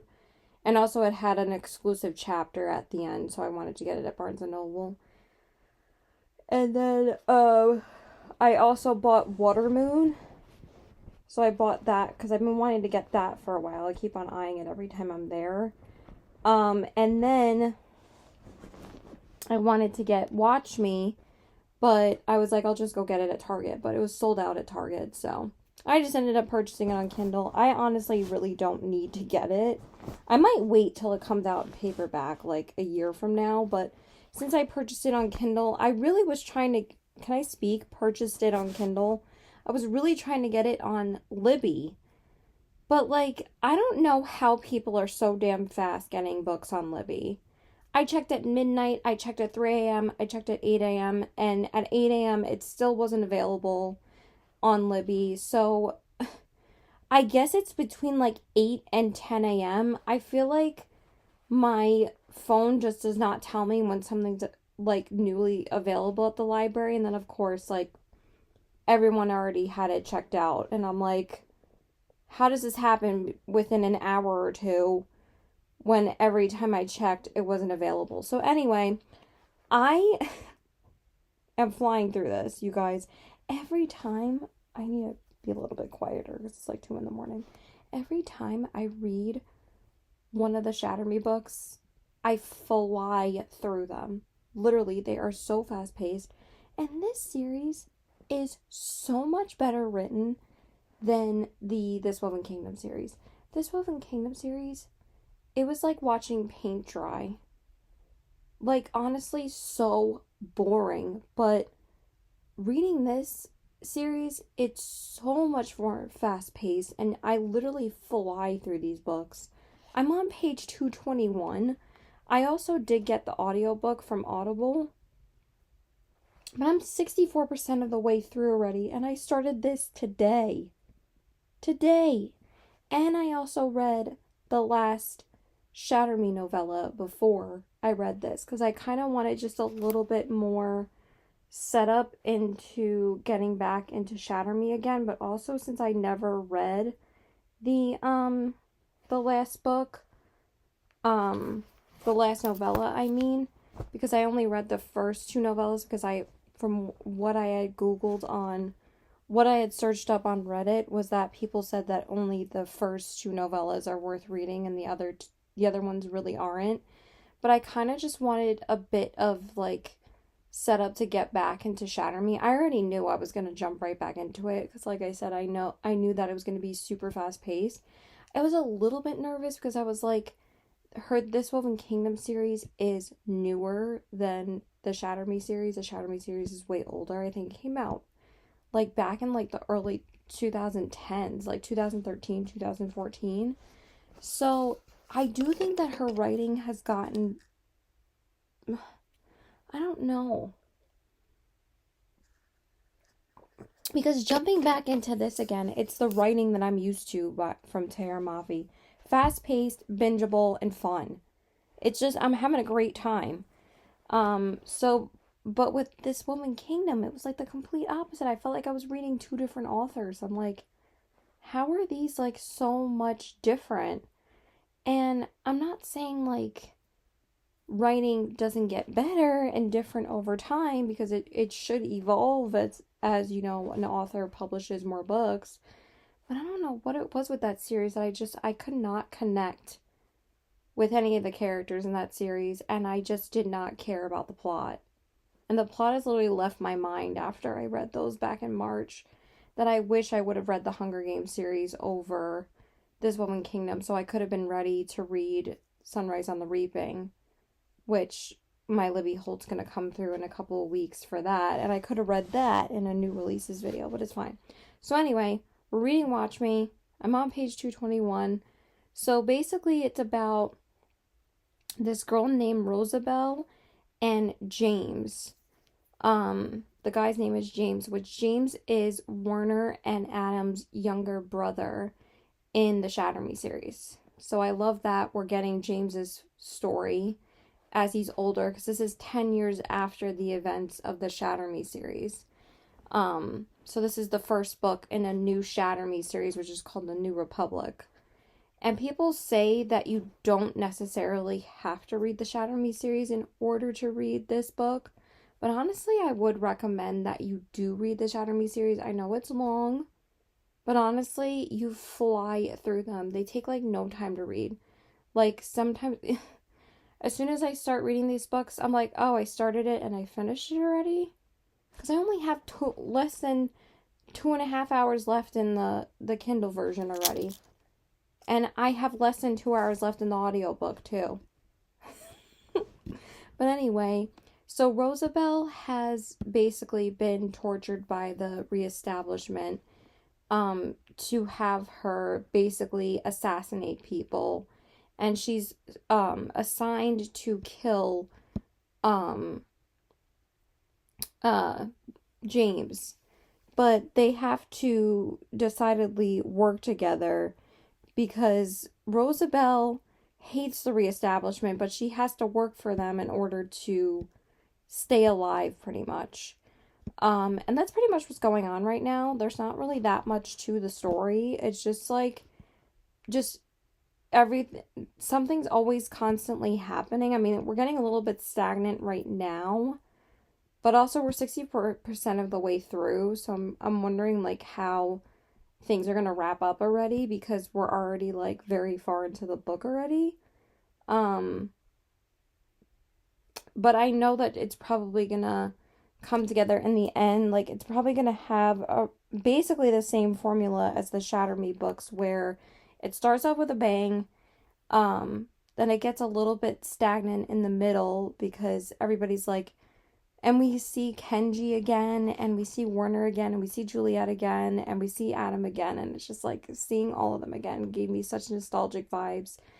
And Warner and Juliet are obviously together now. Like, it's been a long time if you haven't read the Shatter Me series at this point. So that's a little bit spoilery, but I would think if you're reading Watch Me, you would have read the Shatter Me series. So just saying. But this is just really, really cool to see like how the reestablishment has changed over the years, and basically like Juliet and Warner kind of brought the reestablishment down. So they still have to be very careful, and they're still like rebels. And Juliet and Warner are still like, you know, not with the reestablishment, so they're still kind of against who Rosabelle's working for, and it's basically kind of the same plot as Shatter Me. But yeah, it's really good so far. I'm just gonna check in later because I'm really tired. So yeah, bye. Hey, so hey there, guys. I wanted to let you guys know that I did finish Watch Me by Tara Mafi. I finished it this afternoon. I don't know if I said yeah, I just downloaded it on my Kindle, and I thought I was gonna be able to like stop reading this around like the 60% mark, but literally I got up to 65% last night. And then I was up to like over 70% this morning because I just couldn't sleep. So I think I got up to like 75% in, and then I just finished the last 25% this afternoon. And this book took me absolutely no time to finish, because why do I love this series way more than the This Woven Kingdom series? This is the writing that I'm used to with Tahira Mafi. Like, it's fun, it's fast-paced, it's funny. There might be one or two things that annoy me that she repeats too much, but other than that, the plot just moves so quickly, and you're just like, you know, wanting to know more, and you can't put it down. Like this, I could not put down until I was ready to, until I finished it, because I don't know why that This Woven Kingdom series is so slow paced and so opposite to what this is. I'm like, girl, maybe you should just stick with YA dystopian. Like, I don't know, because I just really, really did not like that series. It was just so beyond boring to me. Like, at least with this, even though there was some slow moments in it, there still would be plot development. I ended up really liking Rosabelle's character, and, you know, James was, I think I liked Rosabelle's character more than James, even though James is Warner's younger brother, and well, Adam's younger brother, sorry. I felt like we didn't get enough character development with him, and I feel like we were kind of staying a little bit stagnant on, you know, James having to prove himself to Warner and Adam. And it was, well, mostly Warner. Adam wasn't really in this at all, but to see everybody's names again, like, and then Kenji had a huge role at the end, but also like kind of like the way that he was being more violent kind of like felt a bit out of character to me from Kenji, even though like he does do anything to defend his family, like Warner and Juliet. But it was just a little bit too much for me. But also, like, I really enjoyed this. I thought it was a fresh take on the Shatter Me universe. I feel like Rosabelle was a little bit too similar to Juliet's plot, but also there were some differentiations between the two. But Juliet has a lost sister in Shatter Me, and she has to save her, and this is kind of the same thing with Rosabelle. She does everything for her sister no matter what. So basically Rosabelle gets captured from Warner's team, and basically the whole rest of the book is her trying to get out and trying to get back to the reestablishment, but more so she just wants to get back to save her sister. So there's this murder that happens that ends up being in Rosabelle's cell, and everybody thinks that she did it. And that's basically what the rest of the book was about.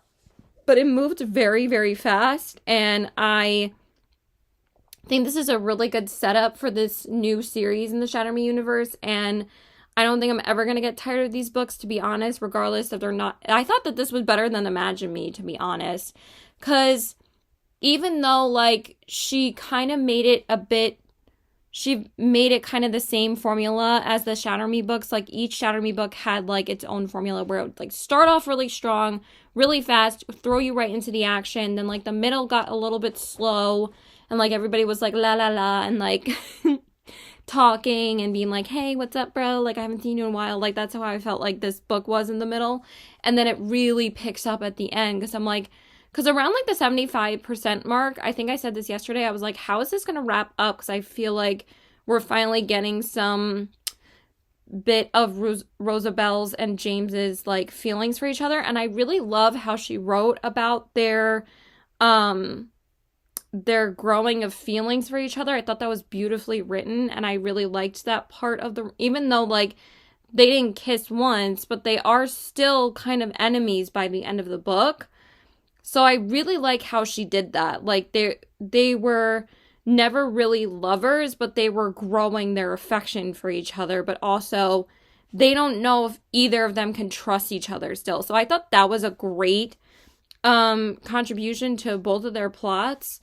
But I do think we should have had a little bit more character development with James and a little bit less of, you know, James trying to prove himself to everybody. Like he shouldn't have to do that anymore by like the 80% mark in this book. So it was still really good. And I think we have a lot of questions for the next book, but I do feel satisfied and I'm actually really excited to see when the next book is going to be coming out. There's like no info about it. I mean, this just came out yesterday and she doesn't have another book coming out until September, which is the 4th book in the This Woven Kingdom series. So, but I knew I was 100% going to be reading this. And I don't know if I said before this that I did read, yesterday, I read the Believe Me novella before I went out yesterday. And because I wanted to kind of get back into the Shatter Me universe. Not that I was just a little bit hesitant about how this book was going to be because I didn't like the This Woven Kingdom trilogy.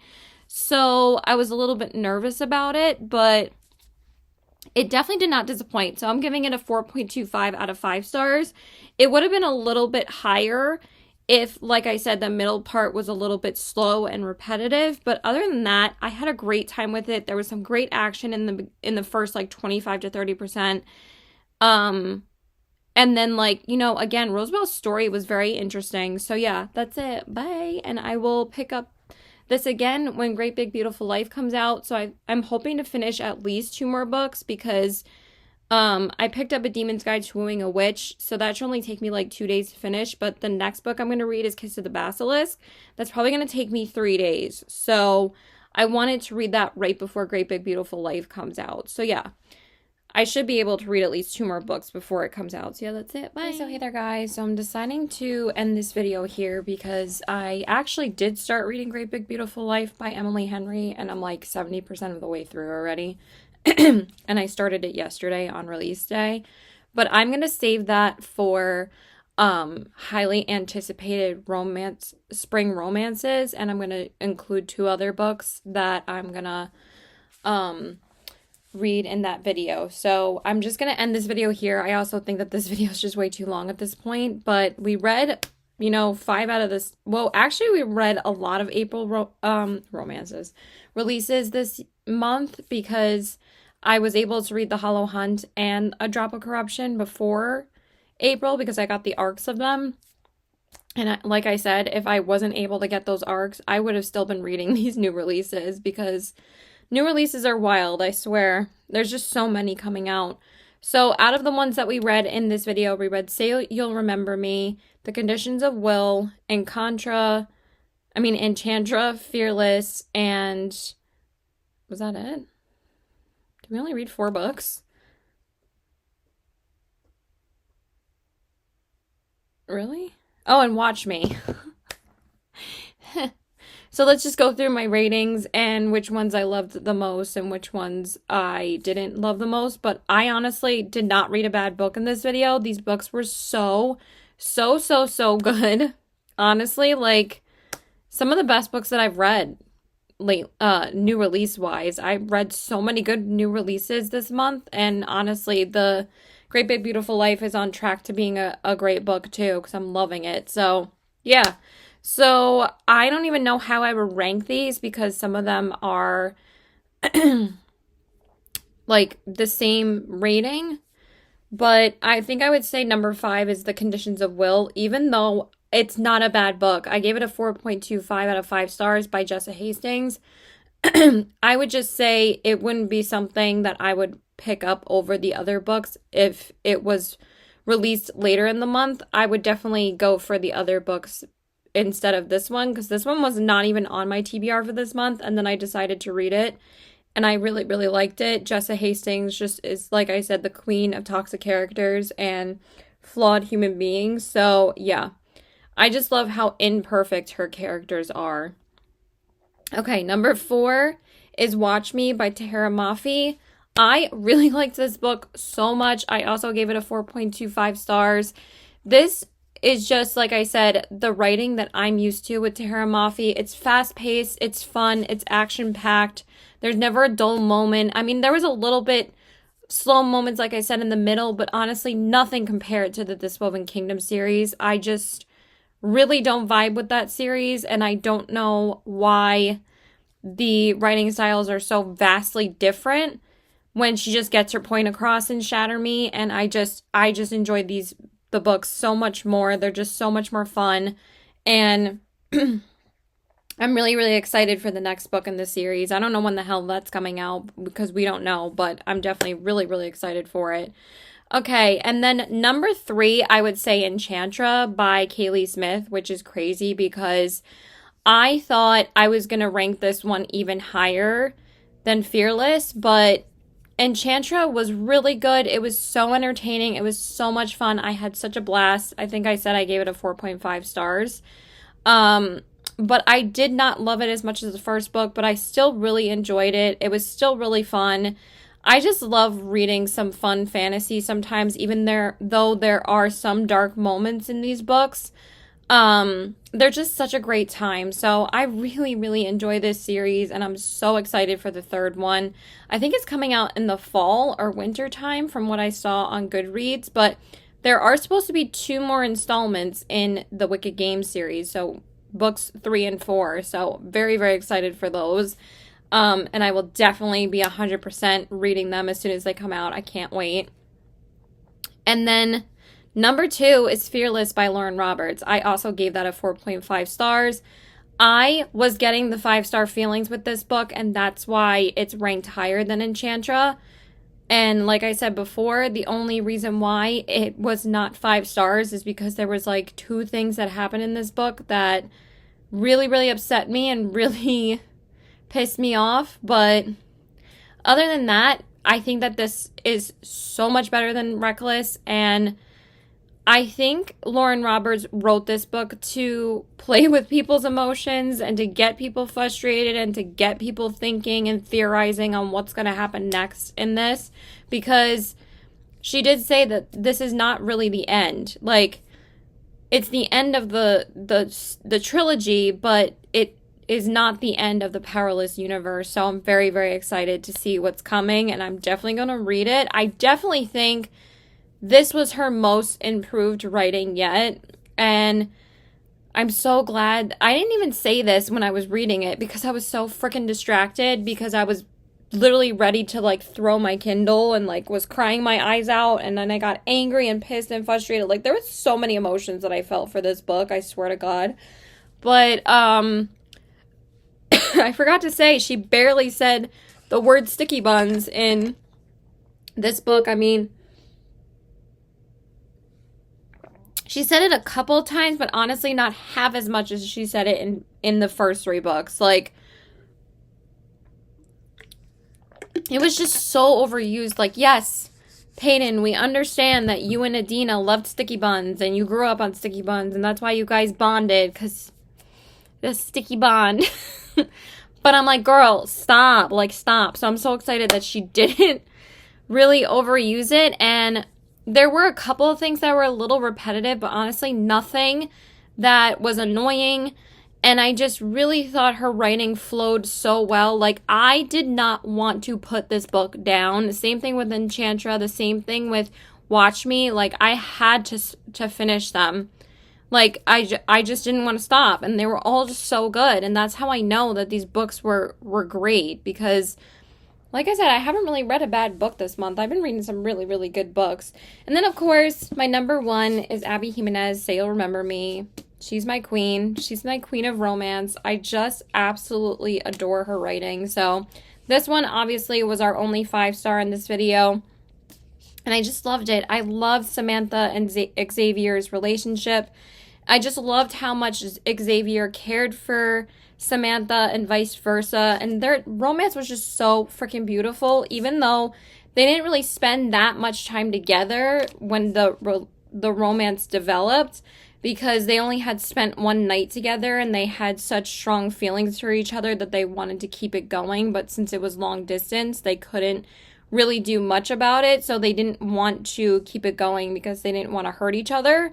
But then they ended up falling in love, and I loved it. There's so many beautiful quotes, so many beautiful passages in this book, and she really just pulls at your heartstrings. And I do think, even though there was a lot of sad topics covered in this one, like I said before, I don't think it was as sad as Just for the Summer and Life's Too Short. Life's Too Short is probably her saddest book that I've read from her. Oh my god, I cried my eyes out of that book.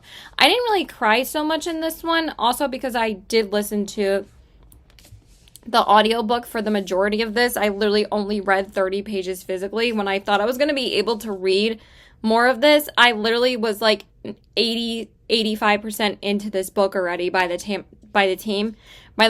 I picked up the physical copy. So I loved it. I just absolutely adore her writing, but I'm so sad that like now we have to wait another year for, you know, our next Abby Jimenez book. But again, there's so many other 2025 releases to come that I'm literally so excited for. I'm probably going to do, but I absolutely love this. It was great. So 5 stars for that one. And that's the only one that I own physically, which is crazy because all these other ones I read, well, I actually did read The Conditions of Will physically, but then I returned it because I just didn't feel the need to keep it. And then Enchantress on Kindle Unlimited.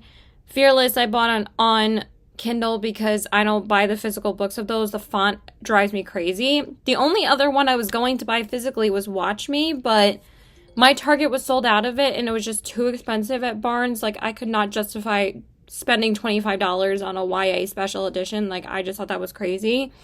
I even think the Light Lark special edition that I have is like $22, $23. So, I don't know. A little pick and choosy about the prices of books lately. It's just crazy. So, yeah, that's pretty much it. I hope you guys enjoyed this video. Please like and subscribe. I don't even know how long this video is at this point, but I thought I should cut it off here because I feel like, excuse me, I just had lunch. It's just so freaking long. So, let me know if you guys have read any of these, or is there any that I didn't mention that you guys read that you really loved and enjoyed. I would love to know. The only other one that I didn't mention in this video, besides Great Big Beautiful Life, because again, that's my current read, but I'm going to save it for another video, is Great Big Beautiful Life by Emily Henry, by the way, if you didn't know who it was by, is Wild and Wrangled by Lila Sage, because I just started that series, like, a week and a half ago, and I've only read the first book so far, but I'm going to be continuing that series very soon. But there's also going to be a very exciting vlog coming up of a series that I've been putting off for forever that's behind me, and I'm so excited to read this series finally. Y'all brace yourselves, alright? Because my Libby hold is coming in for the most recent book that came out in March. It's coming in very soon. And I'm like, I really don't want to lose out not reading this book, because I know if I try to extend the hold for this, I will just put it off for way longer, because I know that the hold would take forever to come back through, because like hundreds of people are reading this book still right now. So it just changed from 2 weeks to available soon. So my ass has got to read the original trilogy first before I read this book. So anyway, please like and subscribe. Can I speak? Follow me on Instagram at CPW819 and check out my Goodreads. Linked below. I always forget to link it below, and I definitely will this time. I don't know why. It just leaves my brain every time. But I hope you guys enjoyed this, and keep reading, and have a wonderful, remarkable day. Bye!